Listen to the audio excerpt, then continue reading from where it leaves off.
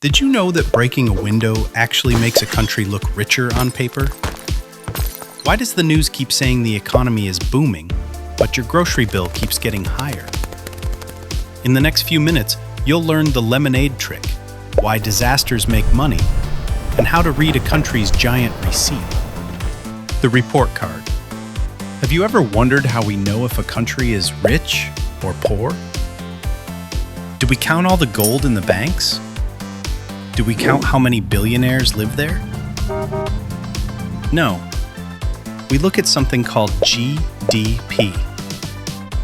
It stands for Gross Domestic Product. Sounds boring, right? Like homework. But think of it this way.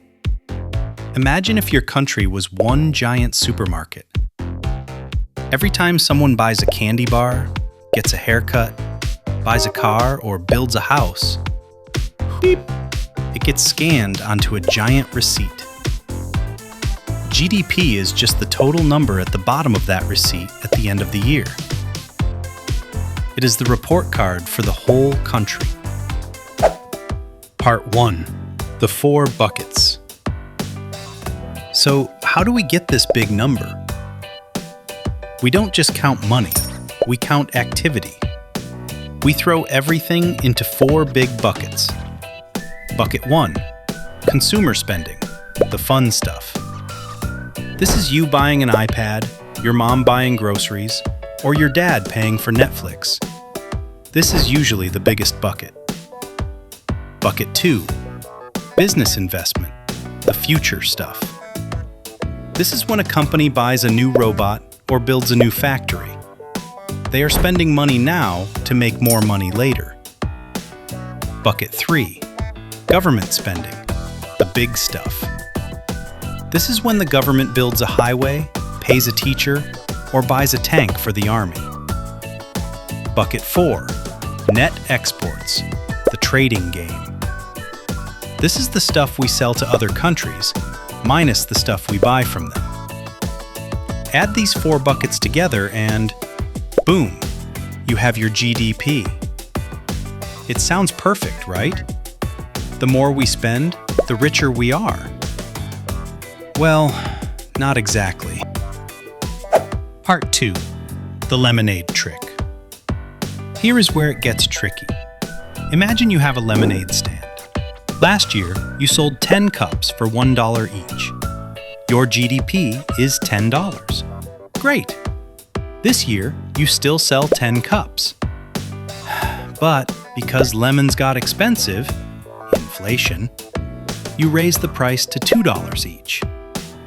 Your GDP is now $20. Wow! Did the economy grow? Did you work harder? Did you make more lemonade? No, you made the exact same amount of stuff. The number just looks bigger because the prices went up. This is called nominal GDP. It's the fake number. Economists prefer real GDP. This is when they use a calculator to remove the inflation. Real GDP tells the truth. Hey, you didn't grow. You just got more expensive. Smart people look at real GDP. Politicians usually like to brag about nominal GDP because it looks bigger. Part 3. Ghost stores and broken windows. Now, let's talk about the dark side. Remember the first video mentioning shell companies? Some governments want their GDP to look huge, so they allow ghost stores. These are companies that exist only on paper. They pass money back and forth to pretend they are doing business. It creates a fake GDP. It looks like the economy is booming, but actually, no one has a job and the factories are empty. Also, GDP is weird because it loves disasters. If I break a window, you have to pay someone to fix it. GDP goes up. If there is a huge oil spill, we spend millions cleaning it up. GDP goes up. But are we happier? No, we just spent money to fix a mess. GDP doesn't measure happiness. It doesn't measure clean air.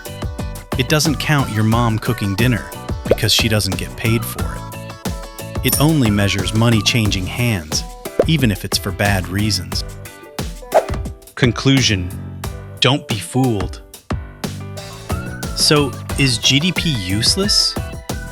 No, it's still the best tool we have to see if a country is producing things.